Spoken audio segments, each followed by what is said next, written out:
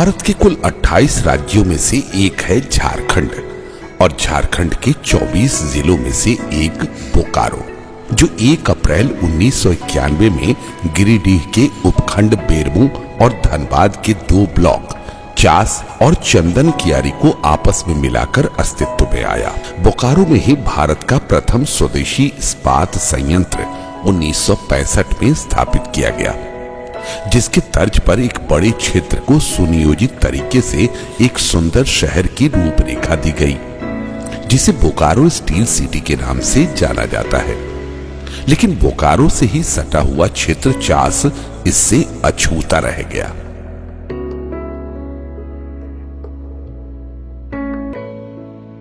अनियमितता से बना उपशहरी क्षेत्र चास अपने मूलभूत समस्याओं से जूझता रहा। वर्ष 2015 ये कालखंड चास के भविष्य को बदलने वाला साबित हुआ। इसी वर्ष चास नगर निगम की श्रेणी में शामिल होता है। चुनाव आयोजित होता है, जिसमें कुल 42 प्रत्याशी चुनाव में उतरते हैं, जो कि अब तक का भारतीय नगर निगम चुनाव के इतिहास में सर्वाधिक संख्या थी। 30 मई 2015 चुनाव परिणाम आता है, जिसमें युवा नेता भोलू पासवान अपनी शानदार जीत दर्ज करवाते हैं और भारत के सबसे कम उम्र के मेयर तथा चास के प्रथम मेयर के रूप में स्वयं को इतिहास में दर्ज कराते हैं। भोलू पासवान चास की राजनीति का एक नया आयाम बन चुके थे।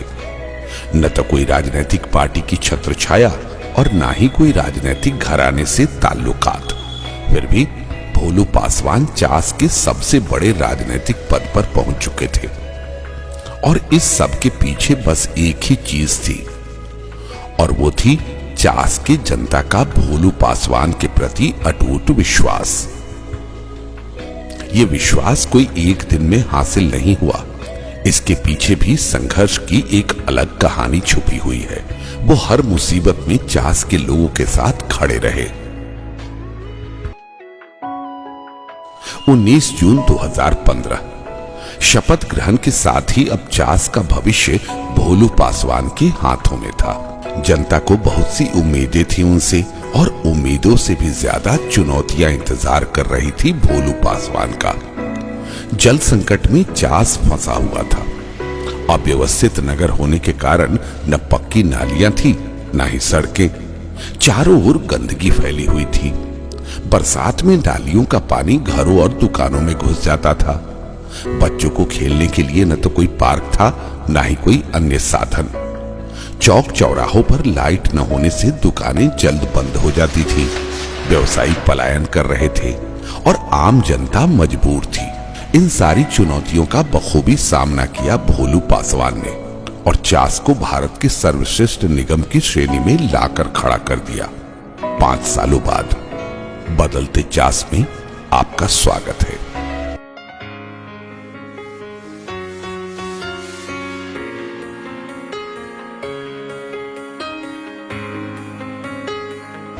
बदहाल सड़कें और गलियां अब बोल उठी हैं।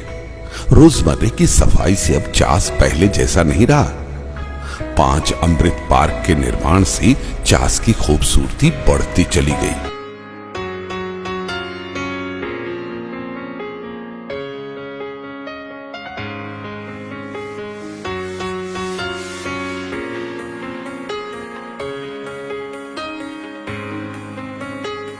वाटर सप्लाई सिस्टम के तहत स्थापित की गई 6 जल मीनारें चास की प्यास बुझा रही है। कभी अंधेरों से ढका चास का बाजार आज रोशनी से जगमगा उठा है।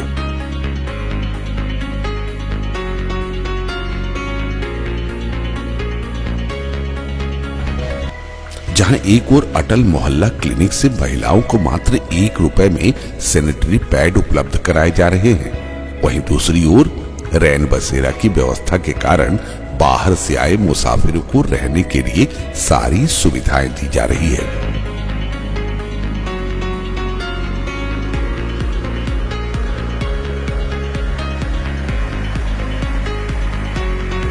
बिना किसी परेशानी के हर जरूरतमंदों तक प्रधानमंत्री आवास और शौचालय जैसी योजनाओं को पहुंचाया गया।